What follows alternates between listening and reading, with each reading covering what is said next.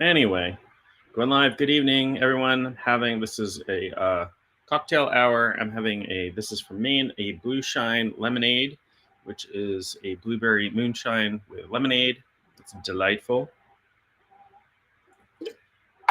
I hope that you are enjoying whatever it is you enjoy this evening. Hope you're having a good weekend.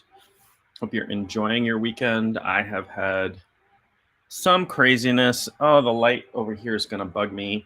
I don't want to stand up and fix it at this point. Maybe if I turn. I don't know.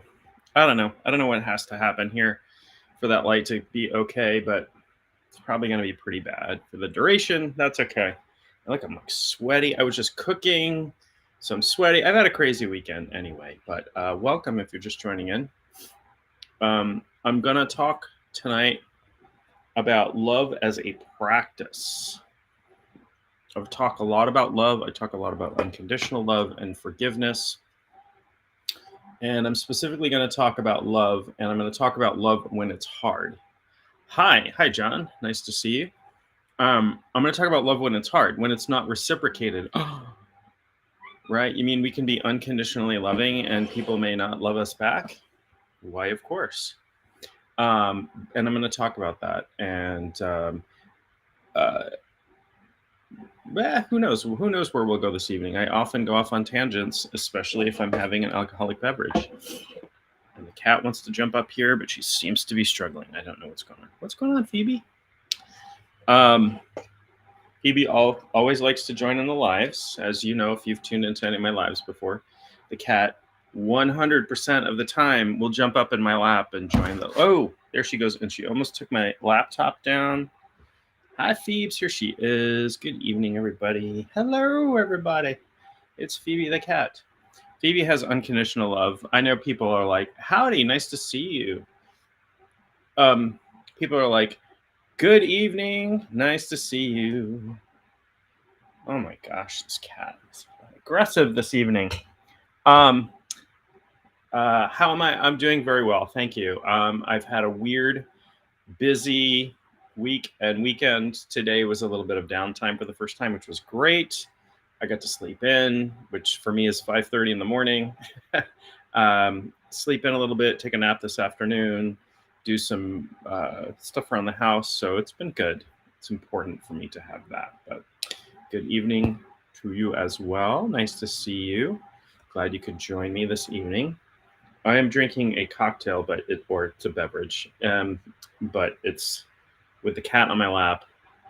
It's hard to reach at this moment. So, but I'm going to talk about love. I'm going to talk about unconditional love as a practice. And I'm going to talk about it is hard. I recognize that. You know, when I talk about it, oftentimes people are like, well, these people are terrible to me. You know, I can give them all the unconditional love in the world. You know, I can, forget, I can't forget what happened, and I can't, this and that. I get that. I get that it's hard. But let's talk about that a little bit this evening. And so I think it's an important consideration. I think it's valid, right? And this topic came up for me in part because I've gone through a couple of breakups, like in the past 6 months. One was a really long-term relationship, like over 3 years. I guess it's not really long-term, but a breakup after 3 years, and a breakup just a couple weeks ago after a few months together. And that's hard. Like, that's hard stuff. Breakups are hard. They're always hard. Even if something's going on, that person's not right for you or whatever, it's still there's a grief period for the relationship. Even if the relationship my relationship wasn't toxic in this case or anything, it just wasn't working out, and we're amicable and everything's well. But there's this idea of many of us have this core wound around being rejected or unwanted, or not having secure attachment with our parents. If you're in if you're in therapy with a psychologist or a therapist, they're going to talk a lot about how you were attached to your parents. So you have a secure attachment to your parents, or was it an insecure attachment to your parents? Oh, thank you so much. Yeah, it's okay. I'm good. I appreciate it, but yeah, it is hard. It is hard. Um, and I'm not, I don't bring it up to get sympathy. I just brought it up to like um, talk about it as a topic and why this has come up for a topic, and um, why unconditional love can be challenging. And I realize that, but that's why we call it a practice, right? We don't practice things that were, well, I guess we probably still would, but if you were naturally amazing at something, you wouldn't need to practice it, right? We practice meditation because we are not yet fully enlightened. We have stress. We have, sorry, now my nose is gonna. I'm slightly allergic to the cat, and so now my nose is gonna itch a little bit. Yeah, yeah. So our first understanding of love leaves the biggest impact, right? Especially as a child needing parents. Yeah, yeah, absolutely, absolutely. If it wasn't for that fact, therapy wouldn't be a thing. I don't believe. I mean, there would still be need for therapy for certain circumstances, but I think that's the majority of what is going on in therapy, to be honest. I think people are, even like, having trouble in a relationship or having trouble at work or having trouble with this or having trouble with that. Um, a lot of that comes from wounding that's happening in our early childhood period. And I'm a Gen Xer. Our parents were screwed up. I don't know too many people that had the idealistic, TV Brady Bunch upbringing. Um, I know hardly anybody for whom that is true. And I remember I was dating this woman years ago, and we were both, kind of trauma bonding. We're talking about all the crap we had been through as kids and stuff. And um, we were like brushing our teeth in the bathroom or something, getting ready for bed, and she looked at me and said, "Imagine if we had had normal families." And like that hit me so funny. I started laughing. I was crying. My stomach hurt. I was laughing so hard I couldn't stop laughing. Just the idea of whatever a normal family is, like that's so foreign to me. And I was just like, imagine if we had had normal families, and we just laughed and laughed and laughed until we were both crying from laughing so hard. But also bringing up that, wow, my life would have been so much easier. But I also wouldn't be where I am today. I wouldn't be helping people. I wouldn't be teaching people. Who knows what life I would be leading now if that were the case. So I feel like I need to start out by talking about love and what love is. When I'm talking about unconditional love, I often talk about the fact that love is a weird word in English because we have this one word that is a really big umbrella term. And very often, if we think about love, we're thinking about the romantic Hallmark movie kind of love, which is on the one hand really fake, doesn't exist. Like if you're in a relation, if you've been in love relationships, you know that it's not like that, right? It's relationships require work. Even if you're madly in love with the person, they require work. You both have your stuff that you're bringing to the relationship, all kinds of stuff. The tough love crowd, yeah. Our parents were beyond the tough. At least mine were the beyond the tough love crowd. Yeah, it's like, do not allow your children to have self-esteem because that will ruin them. That, I mean, honestly, that wasn't articulated exactly like that, but that was a thought. Don't let your kids get this expression here is too big for their britches, meaning don't let them think very highly of themselves. So constantly push them down, constantly dash their hopes and dreams on the rocks, because God forbid somebody has hopes and dreams and something happens that disappoints them. You might as well crush them from the start. That was the parenting that was very common, at least where I lived, at least when I was growing up. And I had a little bit of oppositional defiance disorder. So like somebody would tell me, you can't do that. And I'd be like, screw you. I'm doing it anyway, which served me very well, actually, for most of my life. Sometimes not so much, but sometimes it does. Excuse me. Um, so let's talk about love a little bit. And I was talking about how it's a weird word in English, right? So I can say, um, you heard that a lot. Too big for your britches. Yeah. Because you grew up around here. That was a really, really common thing, which meant you're thinking too highly of yourself. Oh, thank you. You're stuck in bed hungover. Well, I hope you recover soon. Drink lots of water. Make sure you get hydrated. Most hangover symptoms, I think, are from dehydration. So I hope you can. I've never actually had a hangover in my whole life. Very lucky that way, I guess. I also don't drink a whole lot. Like, I'm having a cocktail now, but I'll have one, and that'll be it for me. Very rarely will I have more than one drink, but I might have more than one tonight. Who knows? Who knows? Um, so love I'm told that in Persian there are 85 different words for love. In Sanskrit there are 30 something different words for love. In English we have love. We can say something like I'm fond of you, or whatever, but we have one word for love. And oh, I'm sorry to hear that you're an alcoholic. I hope that you can get some assistance with that. It's really bad for you. Alcohol is not healthy. It does not so good things to your body and your brain and things like that. So sorry to hear that. So in English, I can say something like, I really love cheeseburgers. And I can say, I love my children. And I can say, how's it going? It's going pretty good. It's going pretty good. Nice to see you. The fabulous life. My fabulous friend. Glad to see you. I'm just here. I'm having a little bit of a cocktail in a can. Cocktail in a can. It's lazy. I do, from time to time, I'll make, like, I was cooking tonight right before this. I was cooking dinner. And so I didn't have time to make like something too fancy cocktail wise. So I just cracked open a can.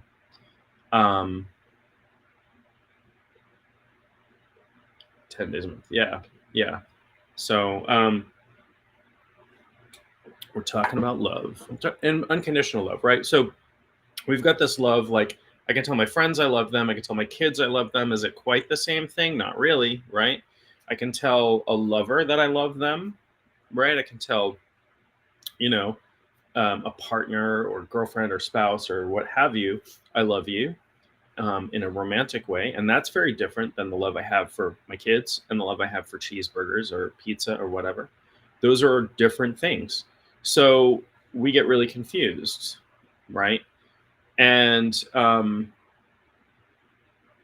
we particularly when we use that term and we say I love you to somebody, they don't necessarily know what we mean, right? And I say I love you to my friends. It was interesting. The last person I was dating was like, oh, well, you're not very affectionate with your friends. And I'm like, you've literally not once seen me with, like, we had just started dating. Like, you have not seen me with any of my friends. I'm very affectionate with my friends. I hug my friends. I tell them I love them, tell them how much I miss them, how much they mean to me. My very closest friends, I call them brother, even though they're not, not technically a brother by blood. Anyway, settle down, tough guy. Don't know what you're talking about. Yeah. So if your family is not giving you the affection that you need growing up, and we all need that, we need it. We're hardwired for it. Then we wind up with these attachment issues that can haunt us for a very long time, right? And they can affect our relationships going forward. They can affect our self-esteem.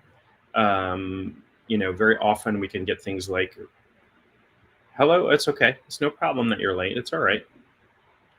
I'm just getting started. I always take 10 minutes or so to get warmed up, talk about this and that, have a cocktail. Oh, I almost kicked over I'm not using, totally messed up my phone tripod there.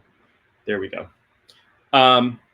Yeah. So if we don't get the security, the love and attention and affection that we need, that we're hardwired for, our brains need that for development, proper development, then it can cause problems.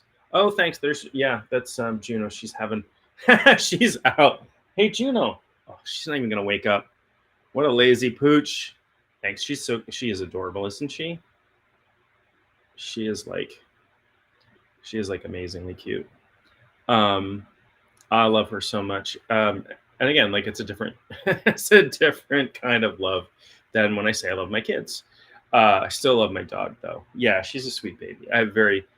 Um, I come from an animism background, so we extend personhood to non-humans. So she's definitely a member of the family. So we refer to my daughters as like her sisters. You know, sort of like, she'll, if she sees a car pull up, she'll go to the window and start barking. I'm like, it's your sister. It's your sister. You know, um, all dogs go to heaven. Yes, I believe that. I also believe that all people do as well. First time here. Well, welcome to you. Welcome for your first time here. Thank you. I feel like there's a really good group of people first time here. Yeah, pets give you unconditional love. My dog, man, she is so loving, and actually, my cat is too. Some people have cats. I've had cats that are very like standoffish. Don't touch me. My cat is all about the affection and love, but the dog is. Oh, you're so welcome. The dog is. You breastfed your daughter till she was 2, totally bonded. Yeah, yeah. So there's all kinds of ways to bond with their children. When my daughters were born, they were born 10. I have twins. They were born 10 weeks premature, so they were in the NICU for a while, 55 and 56 days. It's amazing how these things stick in your mind 17 years later, 18 years later. Um, and we would do what's called kangaroo care. If you've never seen this before, they actually you wear like a tank top, loose tank top, and they take the baby, they make sure they're not wearing a onesie or something, and they stick them down inside your shirt, and you hold them skin to skin. And there is, a tremendous amount of research on how good that is for babies' development, how important. It's critical. Now, when I was born, I spent a lot of time in the hospital, and they used to teach nurses and people who were caring for the babies. I was in a hospital hundreds of miles from my home, so I didn't see my parents for quite a long time as a baby. And they actually taught the nurses, they're like, don't pick the children up. Don't pick them up. So, that explains a lot about me, explains a lot about what happened growing up. Aborigines do to even give personhood to rocks. Yes, yeah. Yeah, so Aboriginal, what I know of Aboriginal culture is that it is animistic, and there are very, very important things like in the landscape and that sort of thing, which is really fascinating to me. You see that also in like Japanese Shinto. You see that in some Native American tribes as well. So yeah, it's pretty sad when you think about it. And as it turns out, the thought forever was like, oh, well, babies don't remember anything, right? Babies don't, you don't have memories before you're like 2 or 3 years old. And so it doesn't really matter. As it turns out, that's really not true. Yeah, don't touch. Yeah. I remember when my girls were toddlers, and they were walking around as toddlers did, and they would like, run and fall down, and maybe they would cry or maybe they wouldn't. But if they cried, I would go and pick them up and comfort them. And then one relative from another generation would like, don't pick those kids up. You're going to spoil them. I'm like, spoil them? Spoil them how? By making them feel secure and loved? That doesn't spoil your children. You don't spoil your children by loving them. You spoil them by replacing love with things or, whatever, and not having good boundaries with them. How do you have children? I would like to know. Well, it was for me. That's very interesting. Um, yeah, and so I actually, when I teach my students, I teach them, if you go out into nature and you see something and you feel like, I want to pick that up, whatever, always ask for permission first. Ask permission to pick something up or move it, or if it's a stone or a seashell or something, make sure you ask permission. Oh my gosh, yeah, yeah, yeah. I mean, I have very early memories from like being in the hospital and stuff. So, yeah, yeah. When are you gonna put that baby down? Maybe never. It's okay. Maybe when they go off to college, it's fine. It's not going to ruin them. I don't know where that thought came from, but whoever came up with that thought was not right. So anyway, how? Oh, thank you so much. Yeah, how did I have children? When I was very young, I mean, as a child, um, I struggled with whether or not I would have children, and but I did have the thought and articulated it that if I ever had children, that the abuse and the neglect and all of those horrible things that I grew up with was going to stop with me. Like I would be the end of that, passing down that ancestral wound, that toxic family wounding. And so you have to know just a dog lying in bed with me. I'm not sure what that means, but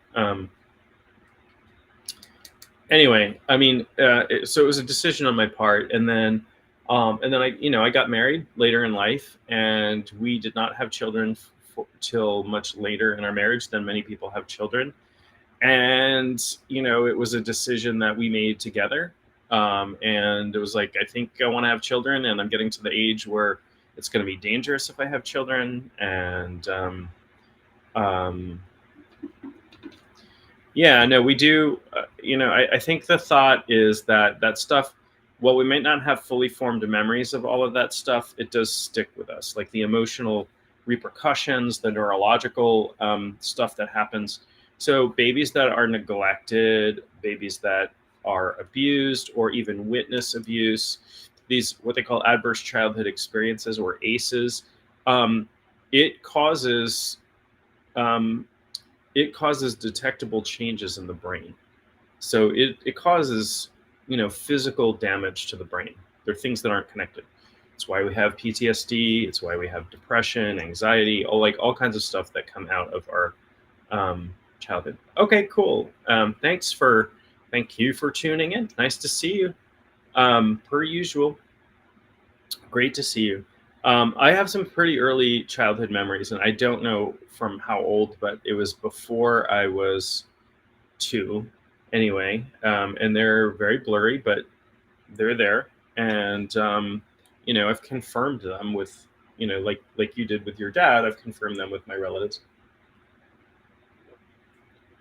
Um, I have this very funny photo, and I have no idea where it came from, but my grandmother's holding me, and there's somebody there, and I don't know if he actually is, but he's dressed as a he's dressed in Native American garb with like a full war bonnet, a full like Apache war bonnet on, and he's like looking at me, and I was like, um, is there something you're not telling me here? Like, did you adopt me from a tribe or something? I mean, I look like my parents, so I don't think so, but yeah, I mean, generally, I don't have like really clear memories of stuff, but um,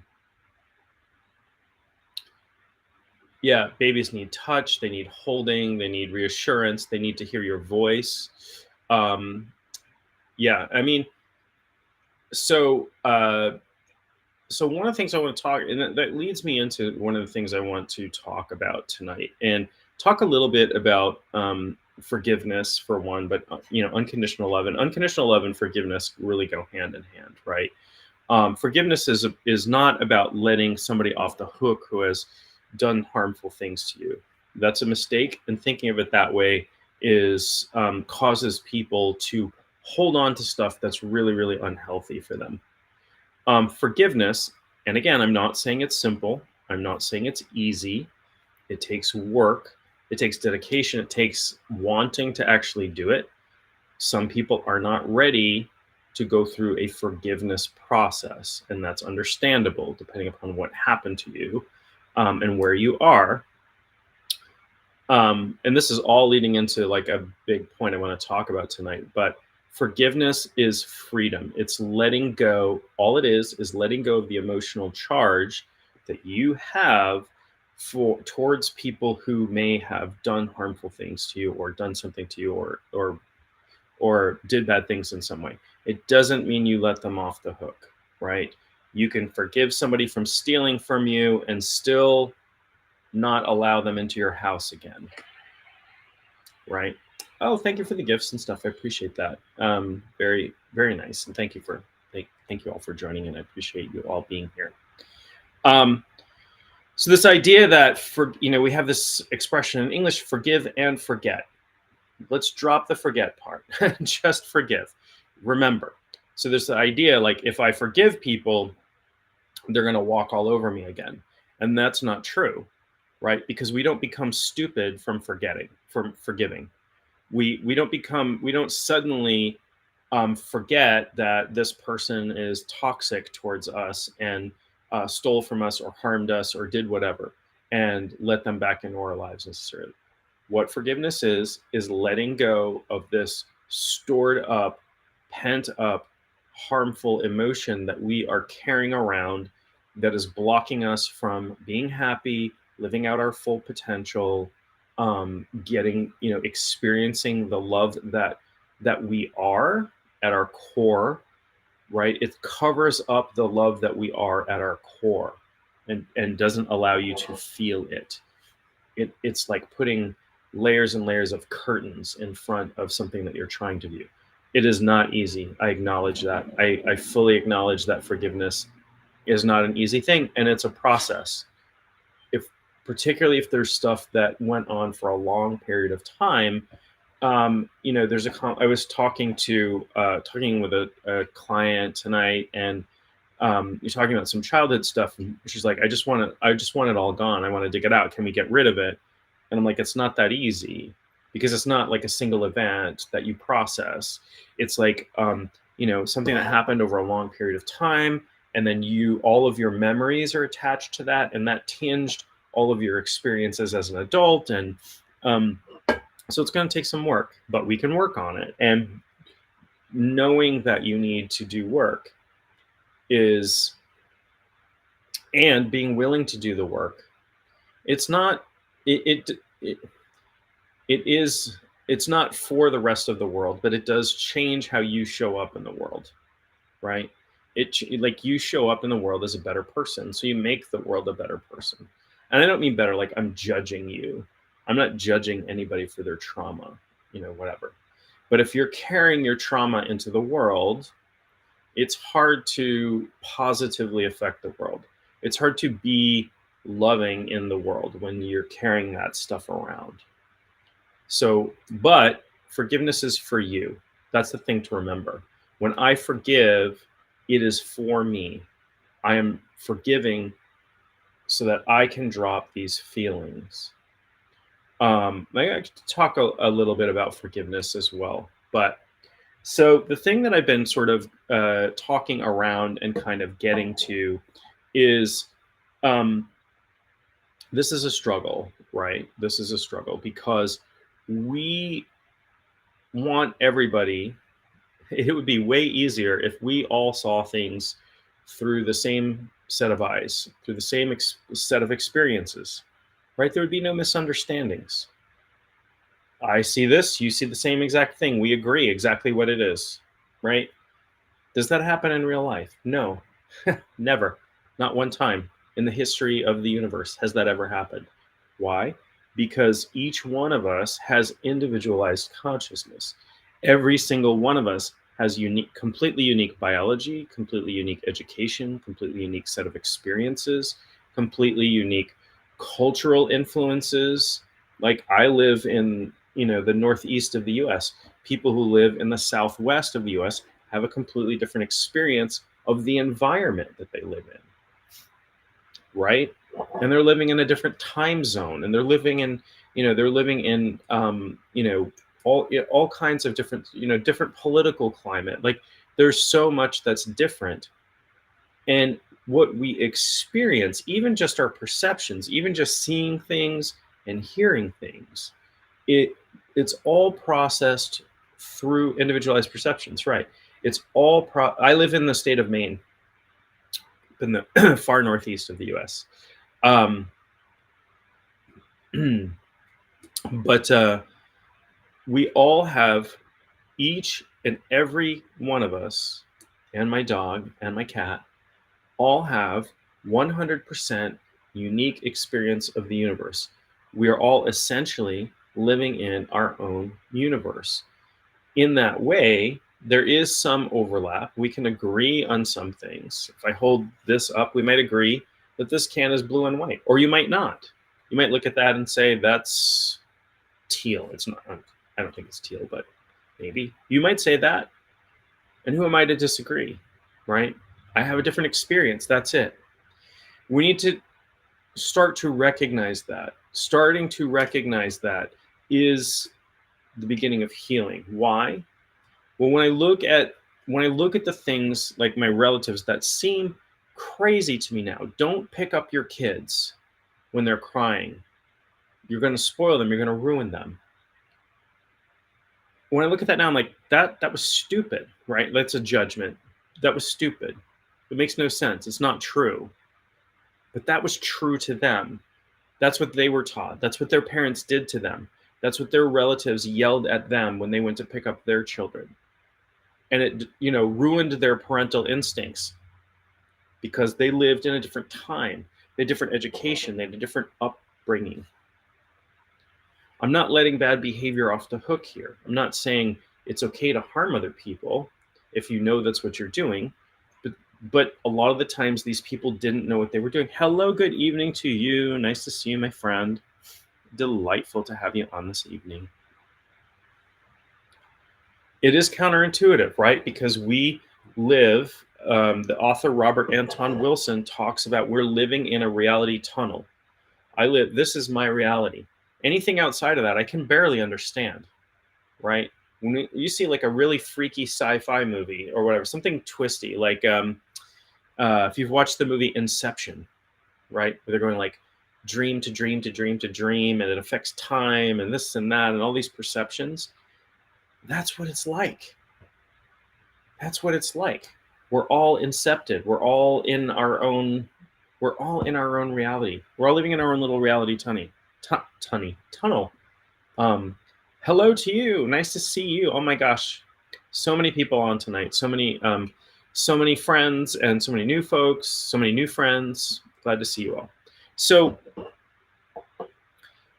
for me, it is important to understand this. So I have a client, and I was talking to her the other night, and she said, I got this new job offer, and it's really good, and I'm excited about it. And I talked to my parents about it, and they're like, oh well, you shouldn't take that. You should do this. You should do that. You should, whatever. Their reasons were to her, pardon my French, bullshit, right? Their reasoning for her not taking the job, and she didn't understand why they couldn't just support her, because that's what she wanted. That's what we all want. We want people's support. We want their understanding.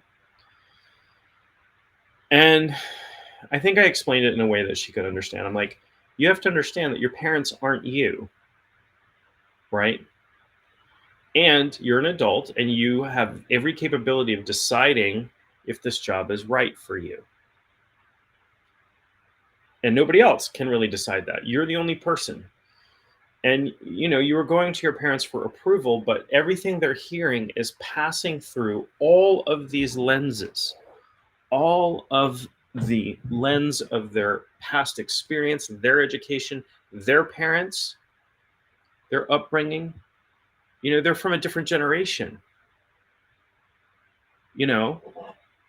Of course they're not going to see things through you from your perspective. How could they? And expecting that is unreasonable. It's unreasonable. So this is how I tie this into unconditional love. And using unconditional love as a practice, as a spiritual practice, or if you don't believe in spirituality, using it as a personal development, a psychological wellness practice, right? And I'll discuss what love is in a moment from from that perspective. But and we can agree to disagree, right? Because you all have your own individual perspectives, and I respect that. And again, so I started this because like a lot of stuff was coming up for me. I've had two really weird. I was married for like 20 years, and then uh, had a couple of long-term relationships, and then I've broken up a lot recently. So something's going on. We'll figure that out, but it's neither here nor there. But in my relationships with my past two relationships, especially. Um, what I have really, really strived to do is be there in unconditional love for these people. And I have said to them, because they've come out, everybody has come out of relationships like, oh, my last relationship, my partner wanted me to change. They wanted me to do this, and this wasn't good enough for them. And this one, and I would look at them in the eyes and I would say, I do not want you to change. Pardon my French. I'm going to swear a minute. I do not want you to change a goddamn thing about yourself. And I will never ask you to change a thing about yourself. And if I do, smack me right in the mouth. And I give you my permission. Right? And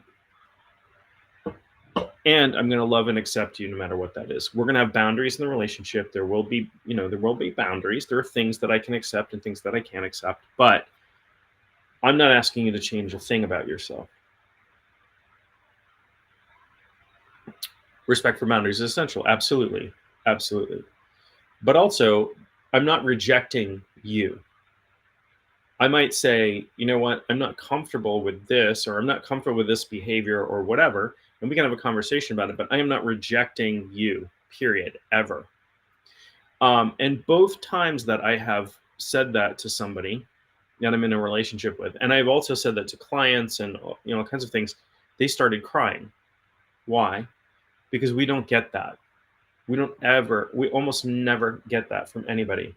I don't reject you as a person, no matter what. Whether we agree or disagree over something, whether you are enforcing boundaries that I don't quite understand, or I'm enforcing boundaries that you don't quite understand, or whatever, I do not reject you as a person. Right. We did not receive that. That's correct. It's an effort that I'm making. And it's hard. It is hard, right? Particularly in romantic relationships. A lot of romantic relationships are contractual and transactional, and they're controlling.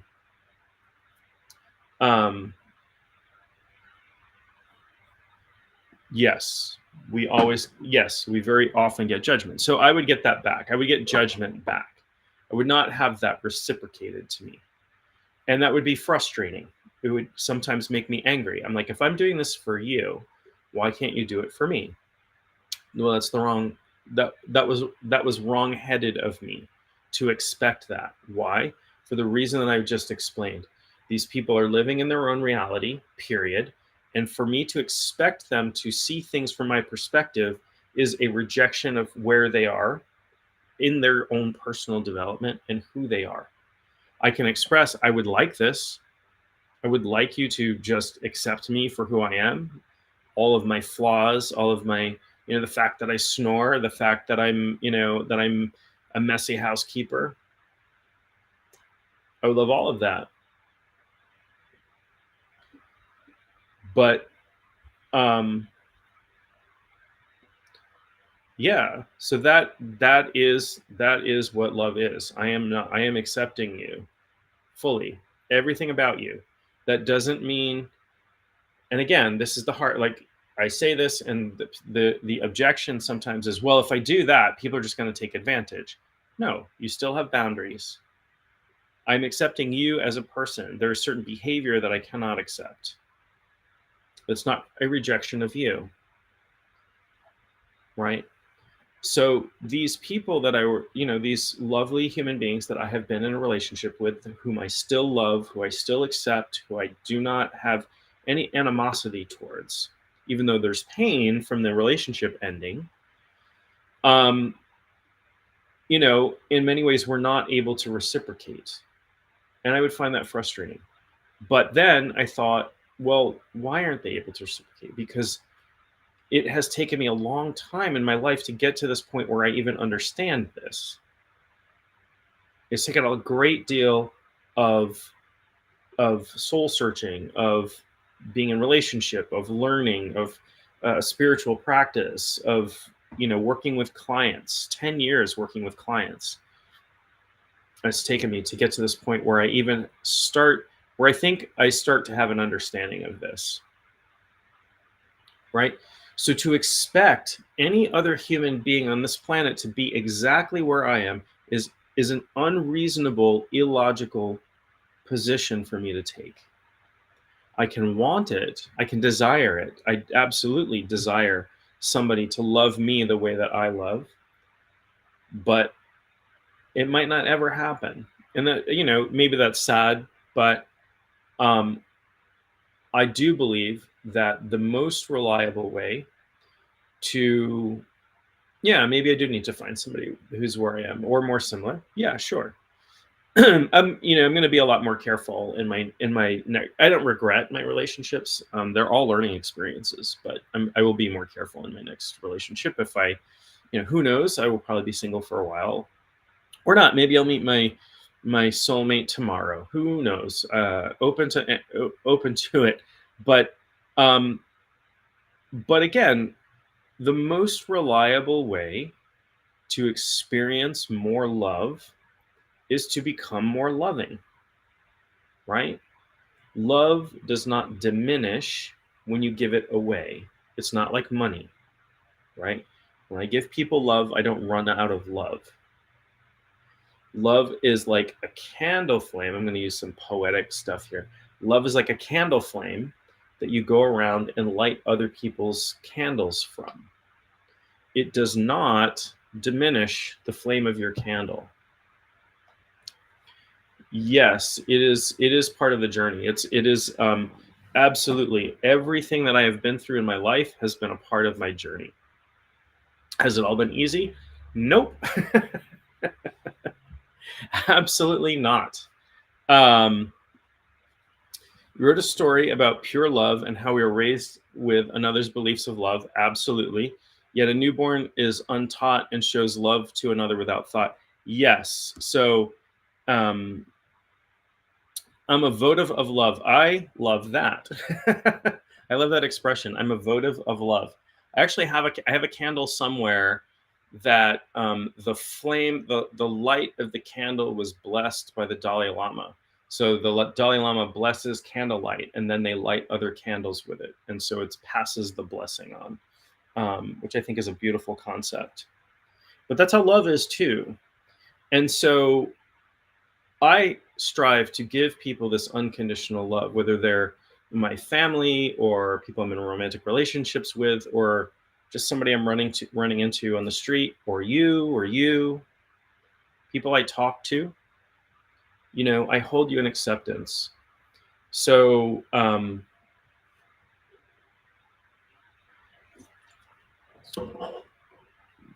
it's and it's it's just a beautiful and joyous feeling for one. I agree. A votive of love. Should get that on a t-shirt or something. I'm a votive of love, and then when people ask, you can explain what you mean. But how you show up in the world changes the world. If you show up in the world, so there's two things happening when you become more loving. When you and it requires, first of all, an intention. The intention is, I'm going to show up in the world in a more loving way. You hold on to that intention.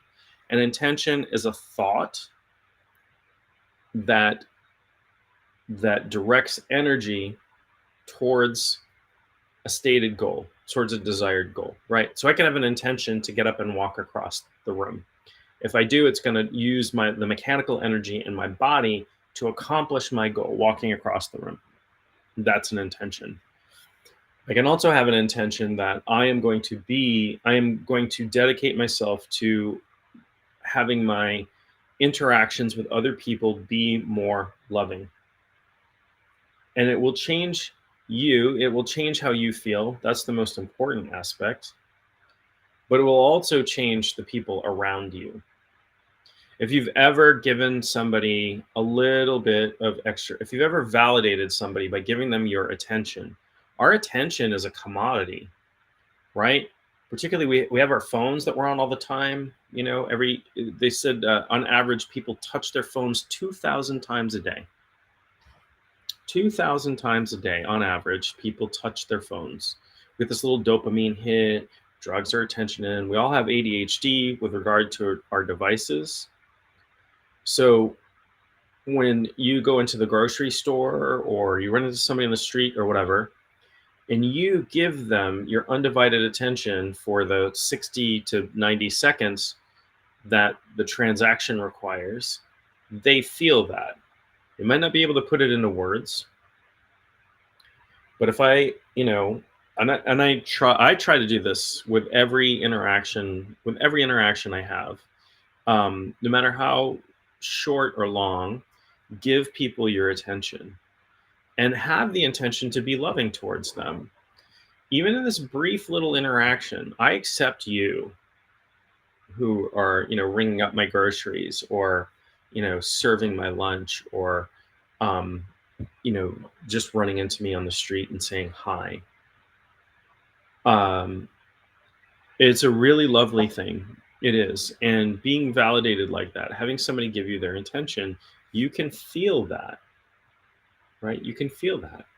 It's like when we were talking about this earlier, when we were children, if we didn't get enough attention and love from our parents, we did not thrive as much as we could. So when we get that, even as adults, we feel that. We feel that attention. We feel that love. Good evening to you. Nice to see you. Andrea likes music. First of all, beautiful name, Andrea. And John likes music as well. I love music. I was a musician many, many years ago. I sang and played a few instruments. And in fact, it's interesting. I ran into, this is a completely side story about music. I ran into two friends that I went to high school with. They were moving their son into the same dorm that I was moving my daughter into on Friday, yesterday. Gosh, that was yesterday. Seemed like it was a week ago. I had a very long Friday. Moving my daughter into the dorm, and I went around to find a men's room, and some guy comes running out of the hallway. He's like, John. And it was a guy that I knew from high school and his former wife, and they were moving their son into the same dorm. But I knew them from music. I knew them from being doing music with them. I was in, all kinds of musical programs in school. And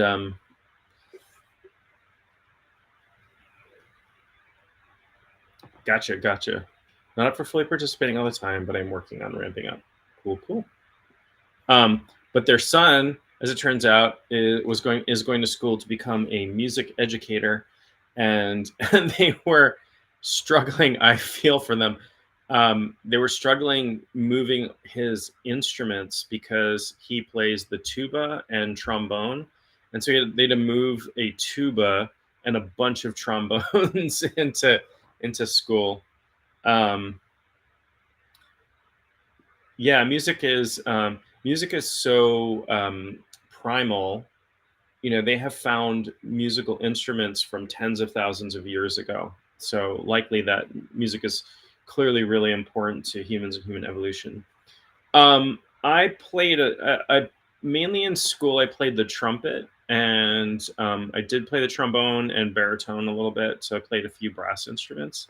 Nothing else really apart from that. I sang a lot as well.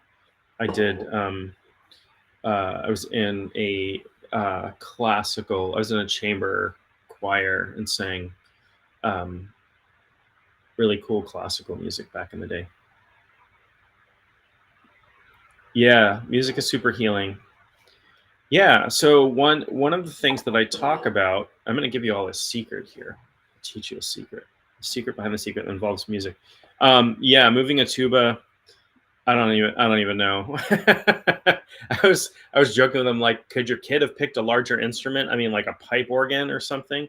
There isn't really that I can think of, unless it's like, there are larger wind instruments, but they're rare. Like a bass, if you've ever seen a bass saxophone, you have to actually sit up on a stool to play it because it's, like 7 feet tall or something.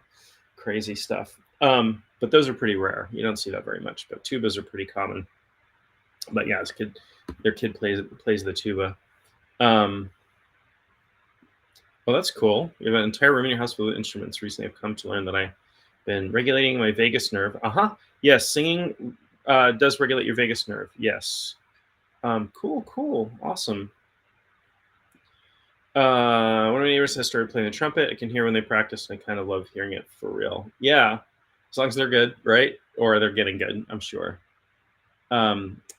Yeah, so I come from a musical family. That's something good I inherited from my family. My mom can play a ton of instruments. I don't even have the lists of instruments my mom can play, but I keep like as gifts for my mom when it's like a birthday or something. I'll find some new instrument to send her, like some little thing. Like over the years, I bought her a Native American flute that is in A minor, so you can also play C major with it if you know your scales. And I bought her a penny whistle, and I bought her an ocarina, so a bunch of little wind instruments.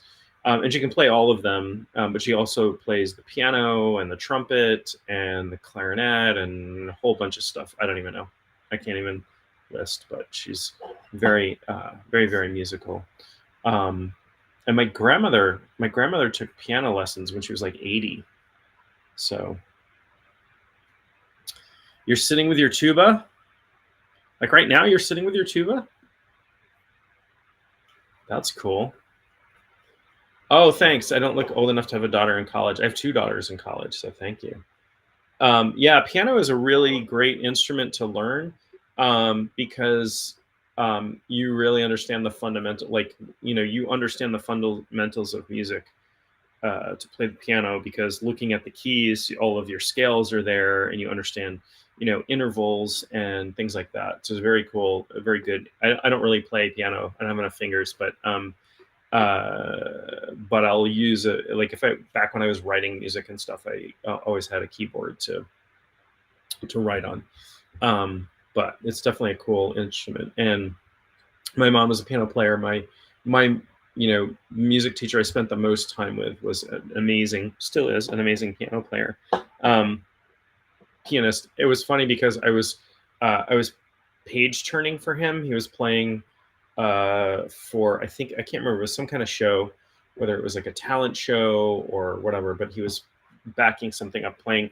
And I was in a high school, and I knocked his music over.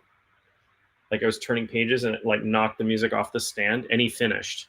He goes, "It's a good thing I remembered that." And it wasn't a piece that he really knew. He just improvised the rest of it. But oh, you were responding to sitting with your tuba. Oh, I'm sorry. There's so much going on in the chat. It's like challenging for me to keep up. So anyway, those are my music stories. So here's a secret. I promised I was going to teach you a secret. Here's a secret, a law of attraction manifestation secret. So if you're doing, there's something I call, here it is, the triangle of manifestation, right? If you're doing law of attraction work, you're trying to get something into your life, there's 3 components to that. And there are a million techniques, but there are 3 major components to that. There's intention. You have to have an intention, a positive intention. What is it you're trying to create? What is it that you're trying to attract into your life, right? That's your intention. And then you have to have, you have to be, an important aspect to this is the imagination. So you want to imagine yourself in the end state of having already achieved what it is that you're trying, right? You're trying to do that. And then the third part is emotion. That's the fuel. Emotion is the fuel behind it. You have to get into the emotional state that you would be in once you receive this.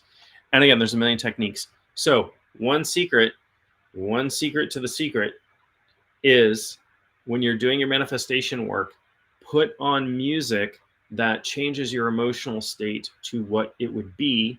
Put on something that's triumphant or uplifting or whatever. Music is a powerful tool for changing state, right? State meaning your mindset, your emotional state, all of these things, right? You go through a breakup, you listen to sad music, it makes you cry. You go to a club and they put on the club music, and it gets you dancing, right? It gets your body moving. Music changes state, and it's very powerful. That it's why music is used in ritual. It's why it's used in churches. It's why it's used for chanting. There's sacred music, kirtan, in Hinduism and other types of sacred music. It's such a powerful tool. So when you're doing your manifestation work, put on music that drives the emotional state that you want. So yeah, no, I was too. I have it because I know Katie. I'm imagining Katie sitting in her kitchen or whatever with her tuba. So kind of funny. I mean, in real life, I know her. So it's funny.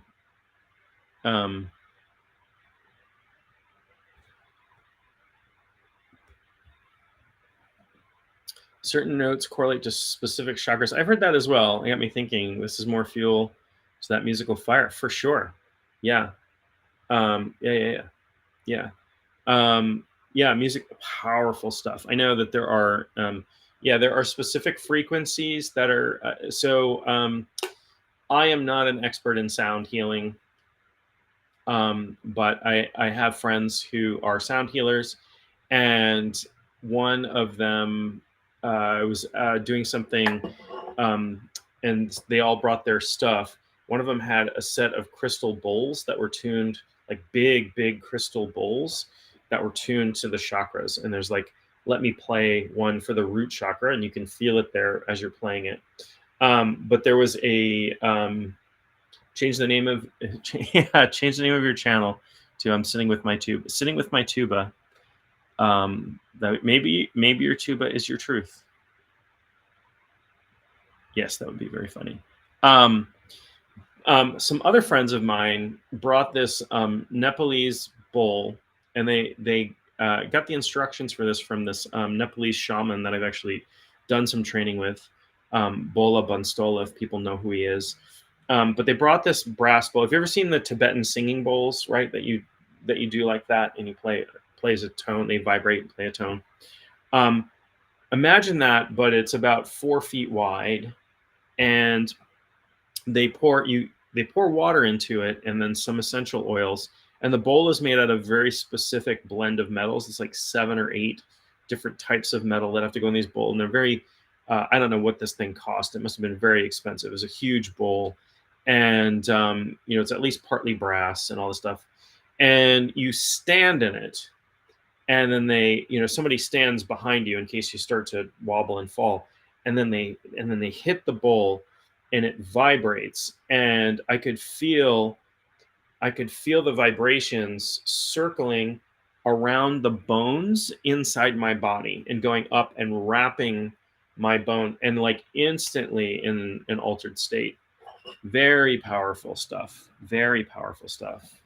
And it's not a way that I have witnessed the use of healing sound bowls like that before, but it's very cool. And apparently they got that from Bola, who's an amazing guy. If you ever get a chance to like take a class with him, if you're interested at all in Nepalese shamanism,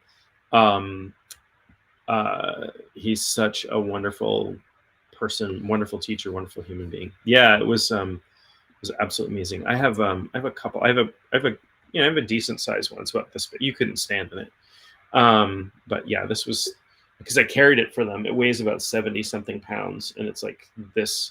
I don't know if you can see the width of my arms, but it's about that big enough for me to stand in, and somebody play. Yeah, the small ones are pretty typical. They sell them all over the place these days. But the sound people who do sound healing often will use crystal bowls, and they're pretty big. I don't know if you've ever seen them. And they're very easy to play. If you have the whatever it is, the baton that it's wrapped in some sort of material that if you draw it around the bowl, that bowl will just hum. This very that also a very powerful experience.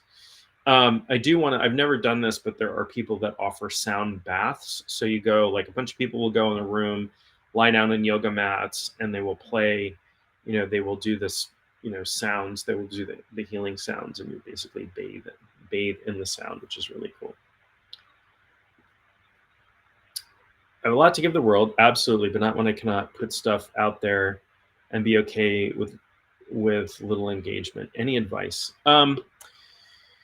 Yeah. Yeah. I mean, it's tough. So sometimes I put stuff out there and it gets that I think is fantastic, and it gets crickets. And sometimes I put stuff out there that um, is very popular, and it's surprising. I've taught classes that 200 people signed up for, and then I'll give a class the next month that I think is even better, and 2 people show up. And it is, that can be hard. I think the thing for me is I'm putting my truth out into the world. This is my truth. It might not, I'm not everybody's cup of tea. Like, not, certainly I would not expect everybody to like the way that I explain things, the way that I talk, my glasses. People either love my glasses or they make fun of them. Either way, I need them to read, so I wear them. And my blue glasses, my dog chewed up my blue glasses, so I can't wear those. Sorry. Right. It might just affect that one person out there. So, you're putting your truth out there, and that's important. What you have to share with the world is important, period, no matter what the engagement is. And so I can't share this comment because it's coming from TikTok. So unfortunately, I can't share it on the screen. But what this person said was, maybe you will profoundly affect that one person. Maybe what you're doing has made all the difference to one human being. You're not getting engagement. You're not going viral. I have a student who, been studying with me for like a few months, and like started a TikTok channel and was getting like 30,000 views on every video she put out. And I was like, that's amazing. Like, I don't know how to do that. I can't get that. But I'm also not everybody's cup of tea. I'm, when this is just how I am. Like, anybody who's on here who knows me in real life knows, like, this is just me. I don't put on a pretense. I don't put on a character or an act or anything like that. Yeah, we are conditioning to want fame. I believe that is true. And social media has told us that you can get famous from doing nothing. There are these guys out there that make $60 million a year on YouTube, and all they do is like pranks and stuff like that. I go on TikTok, and I might get like I think the most amount of views I ever got on a video was like 3,000, and that was crazy. That's really unusual for me.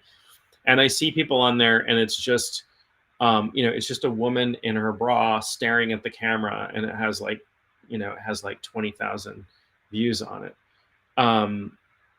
which is fine. I'm not going to judge if you want to stand on camera in your bra. I might do that next week. I don't know. Probably not.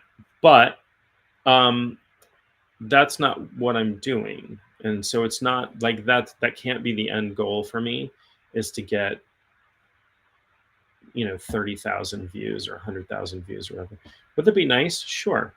Would I get invited to more cool events, or hired to teach in retreats and stuff like that? That would be really cool. Yeah, pre-internet, getting 5,000, getting 100 people to listen to your message would be pretty profound. It is relative. Yeah. And so one thing I'll say is that comparison is the death of joy. If you're comparing yourself to other people, that you're always going to be miserable. You start something new, it's better if you're willing to be bad at it. Yeah, for sure. to get good at anything, you have to suck at it for a long period of time. That's the truth. I think it's trauma, but also not being raised on technology. Sure. Yeah. Same thing. I didn't grow up with technology either. And so I was a performer very early in life. I was on stage a lot, and I did music, I did theater. I was on stage. I did uh, sizable shows, and I got a great deal. I understand it. Like, I get a great deal of satisfaction from applause, or having a sold out audience for a show I was in or something like that. Like, wow, that's amazing. Like, it's validation, it's it's that personal validation. For sure, not every platform is for every messenger. Yeah, that's 100% sure. Um, so you have to find your tribe a little bit. You have to, and I don't know. I don't get huge numbers on anything that I do. I never have. But that's not what it's about. Like, it's the 7 people that are watching me tonight that resonate with my message, that we have we're having this conversation, and hopefully everybody's getting something out of it. Not just from what I'm saying, but because people are talking with each other. Thank you. I try to be real. Like, if there are people on here that know me in real life, and they could tell you, like, this is just who I am. Maybe sometimes in real life I'm way goofier than this, but this is who I am. This is how I talk. I'm not putting anything on. I will say, my student who's getting like 30,000 views on all of her videos, she was a pretty young woman. I don't have that going for me. And B, she put on a character. Like, when she picked a name for herself that sounded very spiritual, and she put on this voice and made this face that I almost didn't recognize. And I watched it, and I said, this is not the person who's my student, right? It's marketing. Yeah. Which I'm not. All of my stuff has to be authentic. I wouldn't feel good about it if it wasn't, for sure. So, yeah. Yeah, it is under the topic unreciprocated love. Sure. Send a lot of love out, and it must be my ego then that wants it to come back. Well, ego, but also wounding, right? Also our wounding from childhood, from not getting, that. But yeah, there's ego there as well.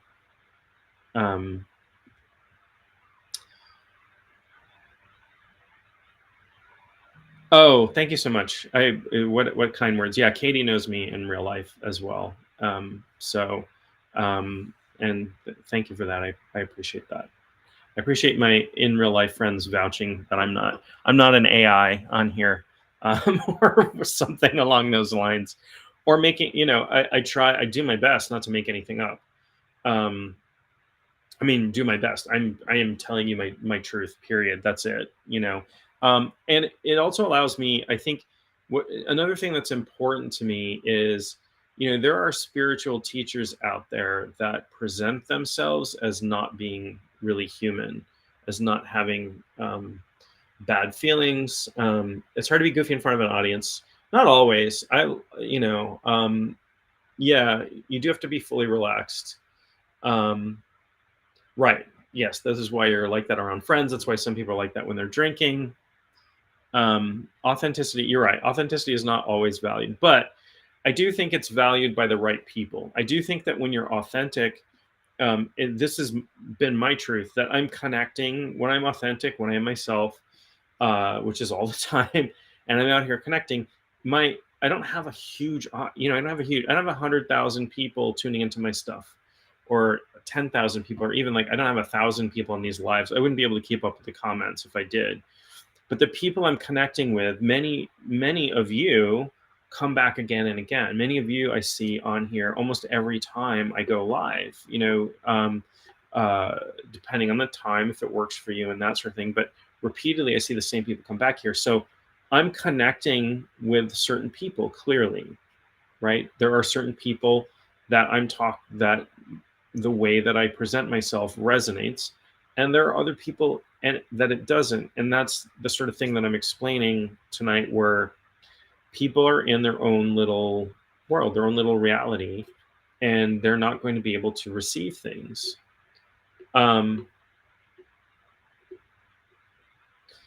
Yeah, yeah. I mean, there are famous spiritual teachers out there on these things, and they will get, these huge. They come with these big, huge, built-in audiences. They have huge, huge marketing teams behind them. You think Eckhart Tolle does his own marketing, or what's his name? Beckworth, the guy that runs the big church out in California. I can't remember his name at this point, or Mind Valley or whatever.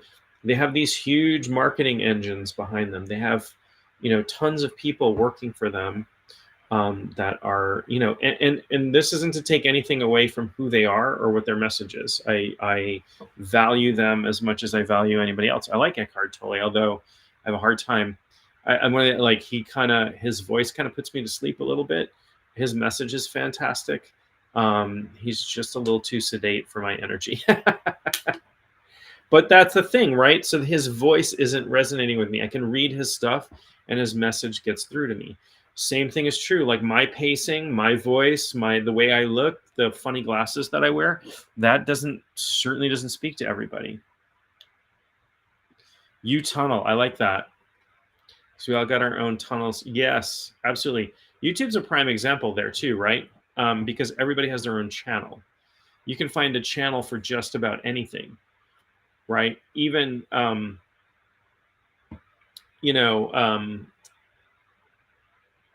don't know. There's, some of the interesting sort of niche channels that I subscribe to, like Jackson, Jackson Crawford. I think it's Jackson Crawford. He's an expert in Old Norse language, right? There's a channel for that in his particular style and the way that he talks, and he presents stuff in Old Norse language. And he's a cowboy. He's like out there in like Colorado or Montana, wherever he is. He's in his cowboy hat. He's out on the range with his horses, and then he's talking about the Eddas written in the original Old Norse. And that's his thing. That's his style. That's his. He grew up there. He's being authentic. We do. We need a lot of messengers. Not everybody can pick up what you're putting down. Absolutely. Yeah, we are not. That's exactly what I'm talking about tonight. We're not on the same timeline. So, for example, I might say something tonight. I might talk about unconditional love, and somebody's tuning in. They're like, "That doesn't make any sense at all." Or I might talk about forgiveness. That doesn't make any sense. That I don't want to do that. That's I'm going to reject that message.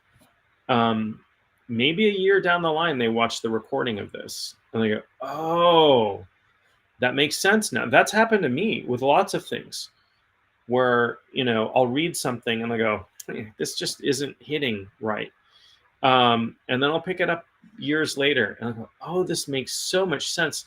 This is so beautiful. This is so truthful. This is, whatever." It's because I've changed. The message hasn't changed. It's written down. It's the same book. That's why I never get rid of my books. I have way too many books. Because I'll pick it up and 5 years down the road, it'll mean something completely different. I'm a different person. I'm still me. I still am the, underneath it all is this I amness, this beingness, right? Yeah, messages seeping into your brain. Yes, you're so welcome, and that's one of the reasons I love doing these. Not just to hear myself talk, but because there's so many amazing people out there that they're contributing so much, and I have some experiences that I can talk about, but everybody, I'll tell you a funny story about my uncle in a moment. But every one of you out there, from my perspective, is connected to the divine. You are a part of, if you want to use the term God, or you want to use the term source, or you want to use the term universe, you are not separate. We are all the same underneath all of this ego, this body, this mind, my individual experiences. It's tear all of that stuff away. And what we have is this pure divine consciousness. And you all reflect that. It's what you are underneath it all. That's how I see you. This is why I can offer unconditional love, because I've gotten to the point that, first of all, there's no difference between you and I. So if I'm giving you unconditional love, I'm giving me unconditional love. Second of all, you're divine. Why would I not give unconditional love to the divine? I'm also the divine. So I'm getting it at the same time I'm giving it. That can be a hard thing to grok, and I get that. I understand that. Yes, I can't go back to yesterday. I was a different person then. Lewis Carroll, Alice in Wonderland. That is a great quote. There's another one I like, and I can't remember who said this, but you can never step into the same stream twice. Right? You step back in the stream, that water has already gone by. Right? Every change is the only constant.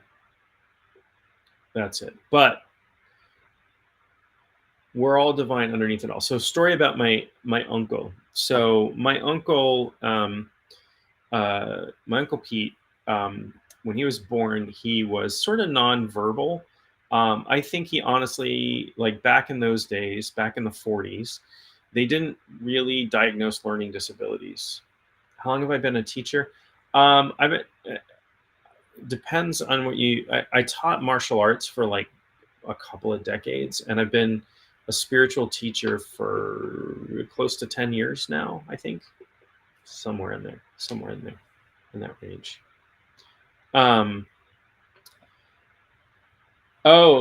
Richard, yeah, Richard Bach, yeah. Cool, yeah, it's a good book. I read that. I read all this stuff many years ago. Cool. Oh, you have it on your wall. Awesome. Look at that. Look at all these connections we're making.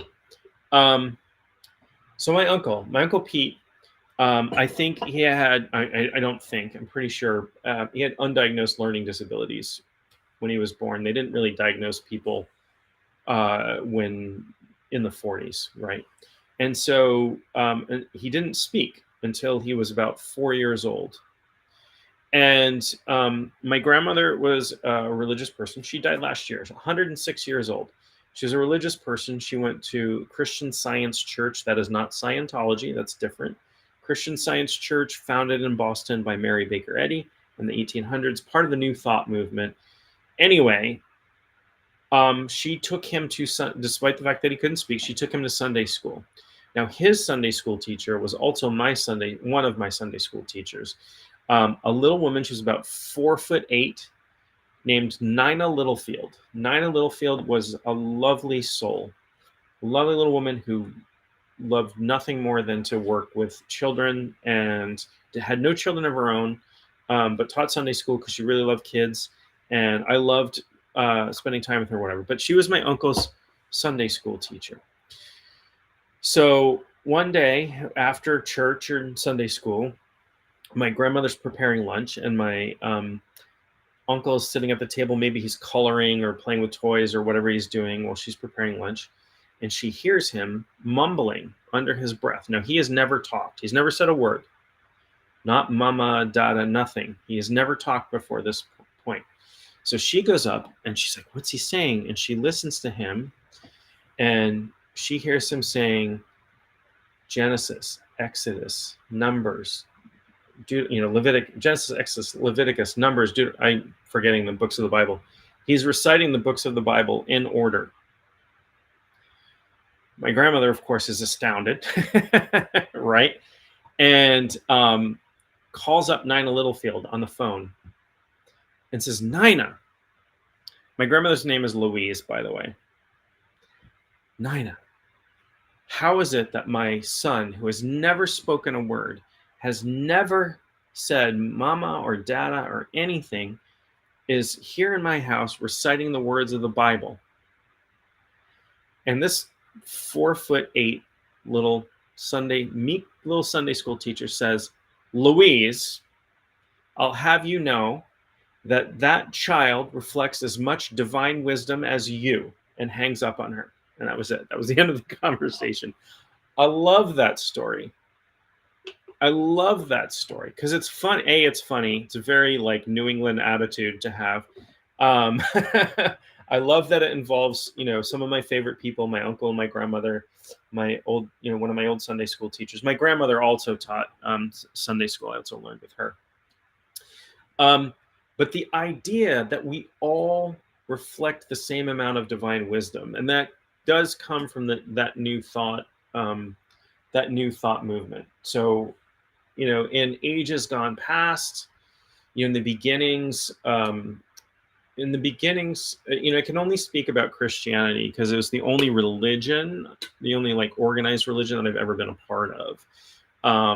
So I can't really speak for other religions, but in the beginning of Christianity, like in the first 300 years of Christianity, there were competing churches, right? There were competing sets of beliefs, there were competing doctrines. And there were folks that we refer to now as the Gnostics. Oh yeah, yeah. She was full of sass. This little 4'8" woman. Yeah. She was absolutely. I don't know if they would have used that term then, but she was sassy as hell. She was. But in the first few centuries of Christianity, there were people. It was not one group of people, but it was a whole organization. Different groups of people, different sets of beliefs that we now refer to as the Gnostics, and we know about what they believe in because we have some of their writings, and they were wiped out. They were wiped out by the Roman Church, the Church of Rome, and literally the first crusade was in France. It was not in the Middle East. It was called the Albigensian Crusade, and the Pope sent an army in to kill everyone. They killed 1/3 of the population of southern France because they were Christians, but they were reading the wrong books. And they had equality with women. Women were allowed to be priests. They had, it was Gnostic because they were talking about gnosis, which is individual revelatory knowledge. But the church, the patriarchal organization that was founded by a militaristic society run by emperors, wanted a centralization of belief. You weren't allowed to just believe anything you wanted. That happened actually in Judaism as well. Judaism was polytheistic. Believe it or not, the early Israelites had a pantheon of gods and goddesses.